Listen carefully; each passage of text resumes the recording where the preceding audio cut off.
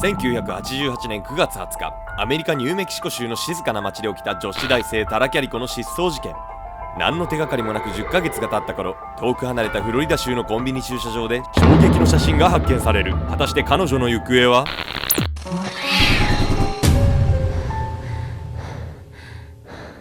はい、どうもアルゴメトリのケンちゃんと、お待たせ、1000年に一度のダイナマイトボディヤミカよ。そのまま着火してバリだったの。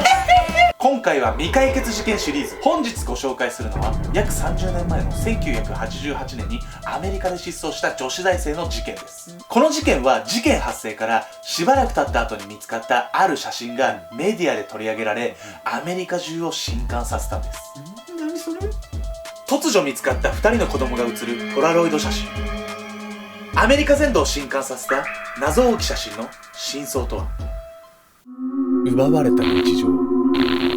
遡ること1988年9月20日、アメリカニューメキシコ州で事件は起きました。当時大学2年生のタラ・キャリコはいつも通り午前9時半に家を出発します。彼女が向かったのは当時通っていたニューメキシコ大学バレンシアカレッジ。愛用のウォークマンで音楽を聴きながらマウンテンバイクに乗っていつものようにニューメキシコ州道47号線を走っていったんです。この日、彼女は偶然にも自分の自転車を数日前にパンクさせてしまい、母親のものを使用していたんです。その日、12時半に恋人と共にテニスをして、午後4時までは大学で講義を受ける予定でした。しかし、この日に限って彼女は夜になっても家に帰ってこなかったんです。心配した母ドエルはいつも彼女が使用している通学路を探しに行ったんですが、どこを探しても彼女の姿はありません。母親は慌てて車に乗り込み捜索範囲を広げます。すると、道の途中に見覚えのあるものを発見。それは有名ロックバンドボストンの曲が入ったカセットテープ。そう、キャリコがいつも持ち歩いていたものだったんです。一気に青ざめた母ドエルはすぐさま誘拐を疑い、警察と自治体に通報します。というのも、当時のアメリカは現在よりも失踪事件や誘拐事件の事例が多かったため、ドエルは内心は信じたくなかったんですが、娘が誘拐された確率が高いと考え、手遅れにならないようにすぐさま通報したんです。しかし、そんな思いも虚しく、地元警察は母親の取り越し苦労と考え、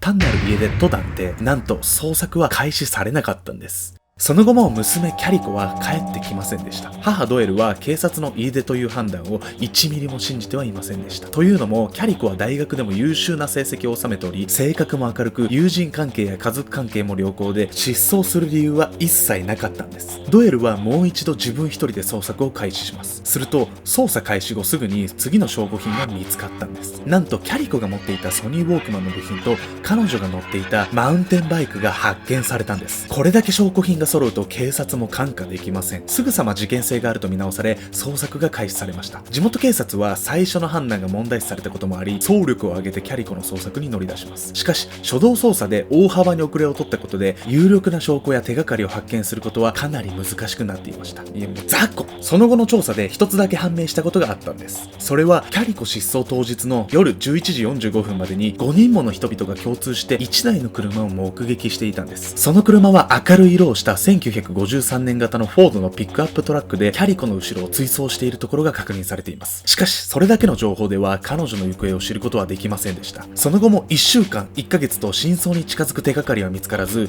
失踪から10ヶ月もの月日が経った頃、事件が新しい動きを見せます。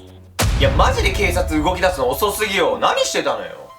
ポテイト食べてコーラ飲んでたんじゃないですか。典型的なアメリカのガキじゃない。あんたのことだったんだ。臭くはねえだろ。下げるのやめろお前。いやね、ほとんどね、手がかりが見つかんないんですよ、このタラタラキャリコ事件は本当に。でもね、ある写真がね、見つかってしまったんですよ。なんかあんの？不気味なポラロイド写真。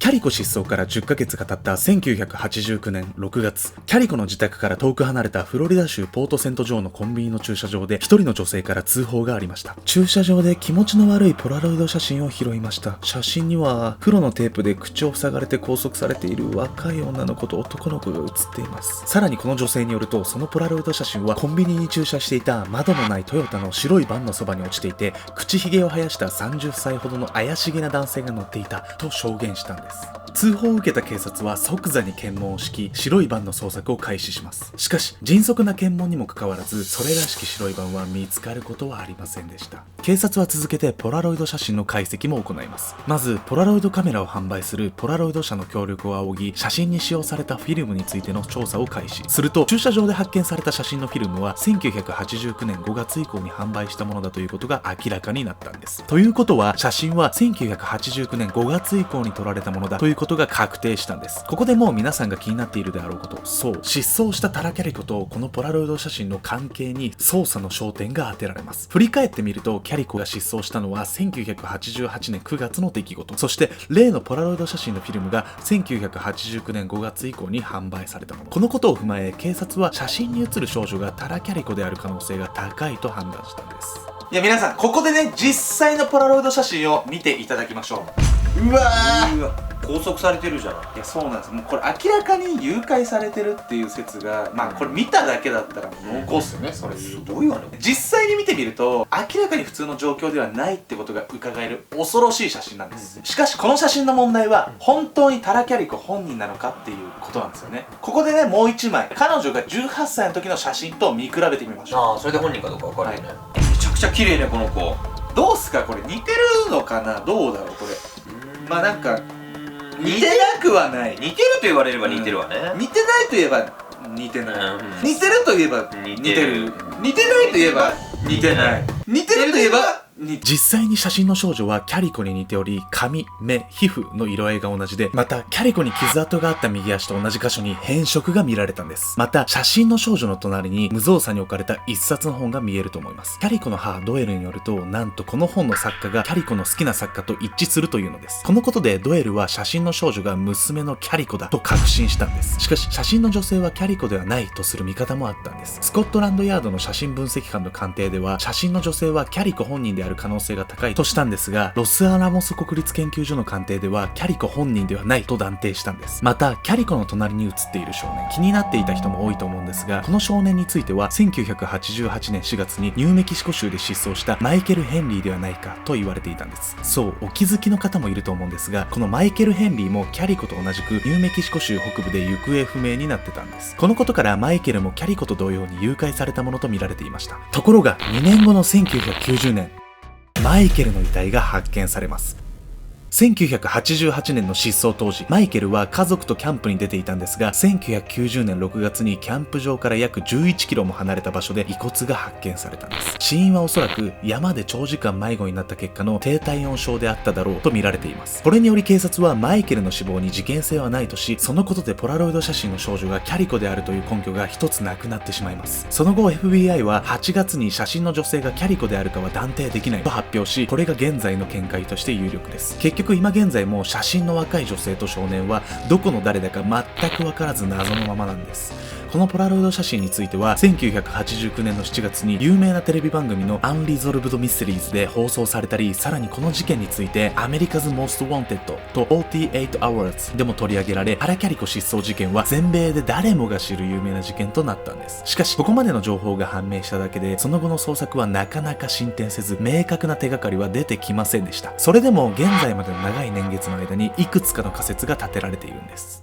その中の一つに2008年ニューメキシコ州バレンシア郡の保安官であるルネ・リベラの説っていうのがあるんです。実はね、このルネ・リベラが不可解な発言をしているんですよね。保安官の奇妙な告白。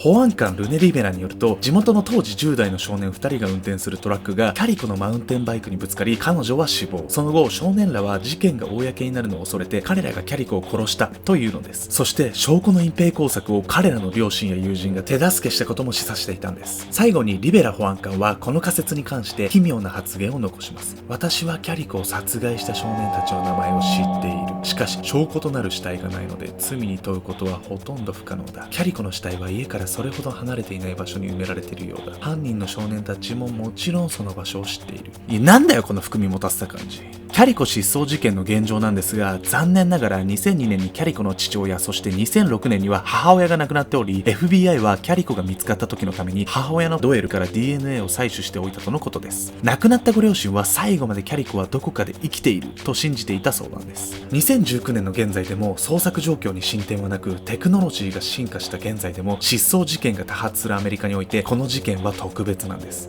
しかし捜索は諦めずに続けられており、2019年10月1日 FBI はタラ・キャリコの身元確認または所在の正確な詳細及び犯人の逮捕と有罪判決につながる情報に対して最高2万ドルの報酬を提供すると発表したんです。不可解なこのタラ・キャリコ失踪事件、キャリコは生きているのでしょうか。事件の真相は明らかになるのでしょうか。未だ謎ばかりです。この写真の意味わかりますか？立ったまま縛り付けられひどい扱いを受けている女性。この女性罰を受けているわけでもましてや罪を犯したわけでもないんです。写真が物語る暗く陰惨な歴史とは？キャリコが好きだったロックバンドの名前覚えてるかな？